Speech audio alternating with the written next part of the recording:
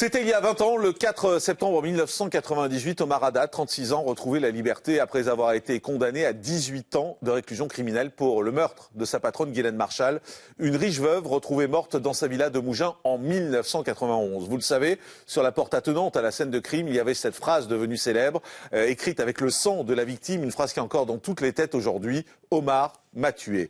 Si Omar Haddad a été partiellement gracié par Jacques Chirac, il se bat désormais pour faire réviser son procès et obtenir une réhabilitation totale, car toute la lumière est loin d'avoir été faite sur le meurtre de Ghislaine Marchal. L'avocate d'Omar Haddad, maître Sylvie Novakovic, sera avec nous en direct dans un instant. Elle vient d'obtenir de nouvelles expertises sur des traces ADN retrouvées sur la scène de crime. 20 ans après la mort de Ghislaine Marchal, en janvier 2001, la justice ordonne de nouvelles expertises des fameuses inscriptions dans l'éventualité d'un procès en révision. Et le résultat offre une surprise de taille. On y trouve 2 ADN masculins, mais pas celui d'Omar Haddad. C'est un véritable coup de tonnerre. L'ensemble de la presse et des observateurs en France et à l'étranger pensent que l'affaire est pliée, qu'on a gagné, qu'on va avoir la révision. Personne ne peut imaginer un seul instant que l'administration fera mine de se désintéresser de ces traces ADN qui sont pourtant essentielles à la manifestation de la vérité. Et le 20 novembre 2002, la justice finit par rejeter la requête en révision. L'affaire Omar Haddad semble définitivement terminée.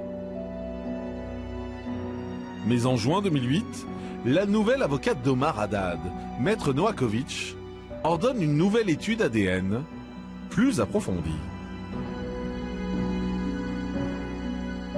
J'ai effectué une demande d'acte auprès de monsieur le procureur de la République de Nice, à savoir la reprise des portes et du chevron qui étaient sous scellés et la reprise de matière. Et cette fois-ci, ce rapport a révélé qu'il n'y avait pas 2 ADN, mais 4 ADN masculins. Il y en a 2 complets et 2 autres qui sont partiels.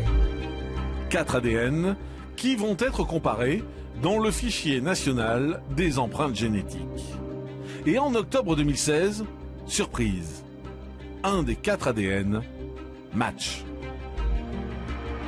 Il y a bien l'un des ADN qui se trouve être celui d'un homme qui a été condamné. A priori, c'est à confirmer, ce serait l'ADN d'un homme qui avait déjà été condamné pour violence. C'est quand même quelque chose de lourd. Donc c'est quelqu'un qui est très violent. Donc on n'est pas sur un petit délinquant. Alors, cet homme serait-il le meurtrier de Ghislaine Marchal? La justice ne l'a pas encore entendu et n'a pas révélé son identité. Retour en direct sur le plateau de Crime et Faits divers, la quotidienne. Maître Sylvie Novakovic, bonjour. Bonjour. Merci d'être en direct avec nous sur ce plateau. J'ai envie de vous poser une question toute simple pour commencer. C'est ce combat pour quoi faire, puisque Omar Haddad, au fond, aujourd'hui, est libre et considéré comme innocent? Mais parce que aux yeux de tous, et ce qui est normal aux yeux de la loi, il est coupable. Il a été condamné. Une grâce ne veut pas dire qu'on est innocenté. Ça veut simplement dire qu'on a le droit de sortir, effectivement, plus tôt de prison. Donc il est sorti plus tôt, bien sûr, grâce à cette grâce. Cette grâce signifie aussi qu'il y avait beaucoup d'éléments démontrant qu'il y avait des éléments troublants d'innocence. Mais ça veut dire qu'aux yeux de la justice, aujourd'hui, il est coupable? Aux yeux de la justice, il est coupable. Ce qui est inadmissible, intolérable. Mais pourquoi vous n'arrivez pas à avoir cette révision alors? Mais parce que vous savez que depuis 1945, 8 procès avaient été révisés et c'est ce qui aboutit à la loi du 20 juin 2014 qui a été créée sous l'égide de Alain Tourret et Georges Fenech. Et cette loi a permis justement de rendre plus facile cette révision. Donc évidemment, on sait très bien que la justice n'aime pas se remettre en cause. C'est extrêmement difficile d'obtenir la révision d'un procès qui bénéficie de l'autorité de la force jugée. Et il faut quoi pour avoir cette révision? Il faut ce qu'on appelle l'élément nouveau. L'élément nouveau, c'est quelque chose qui n'a pas été débattu dans le cadre d'un procès. Est-ce que vous l'avez, cet élément nouveau? Oui. C'est quoi? Je l'ai, cet élément nouveau. C'est quoi cet élément nouveau? Ce sont les 4 ADN mélangés au sang de la victime qui ont été retrouvés, parce que j'ai obtenu effectivement cette expertise, vous avez vu, je vous l'ai très bien expliqué dans le cadre de votre reportage, qui effectivement démontre qu'il y a bien des ADN qui n'étaient pas ceux de Omar Haddad, parce que ces ADN ont été comparés au sang de M. Omar Haddad, à l'ADN de M. Omar Haddad, ça n'est pas lui. Croyez-moi, Si Omar Haddad avait été présent sur la scène de crime, à l'époque, les ADN, ça n'existait pas. Personne ne savait ce que ça voulait dire. Monsieur Omar Haddad aurait forcément laissé des traces d'ADN, ne serait-ce que ses chaussures, ses empreintes, quelque chose. Il n'y a rien, aucun ADN de Omar Haddad sur la scène de crime.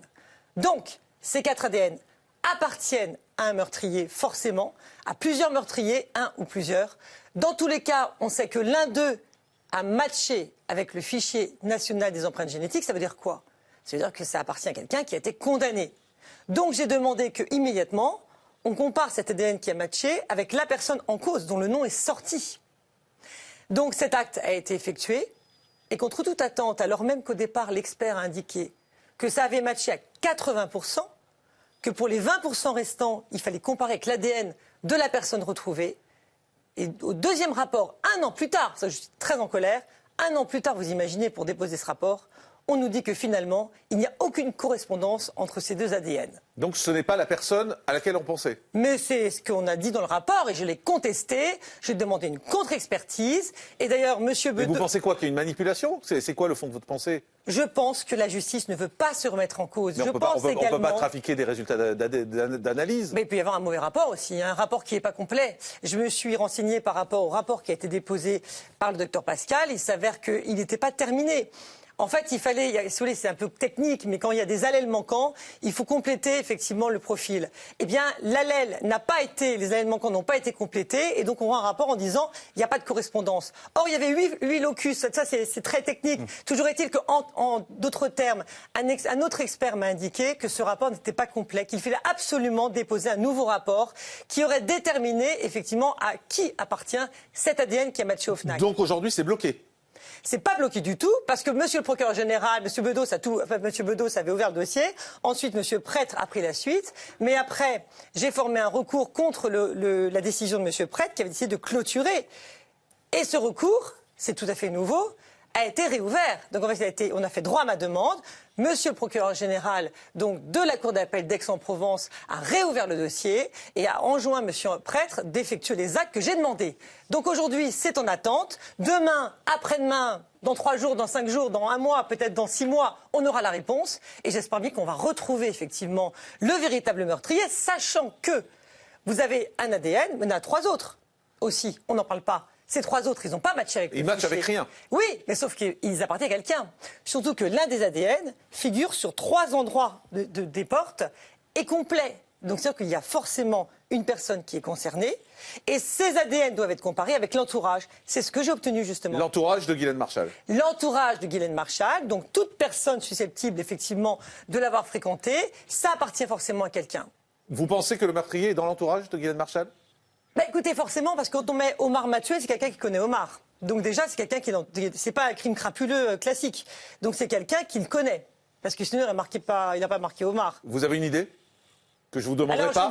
Que je vous demanderai pas. Est-ce que vous avez une idée? J'ai un scoop. Je ne suis pas voyante. D'accord. Non, mais vous pouvez avoir une idée. Vous connaissez le dossier. Alors, vous pouvez avoir une idée. J'ai plusieurs idées. Voilà. Vous avez. Et d'ailleurs, les noms, je les ai communiqués à monsieur le procureur général et il va les comparer. Donc, j'espère bien que vous aurez effectivement cette réponse rapidement. Croyez-moi, j'espère très vite. Et vous reviendrez nous en parler. Avec grand plaisir. Merci, maître Sylvie Novakovic, d'avoir été avec nous. On reviendra bien sûr dans les prochaines semaines sur l'avancée de l'enquête.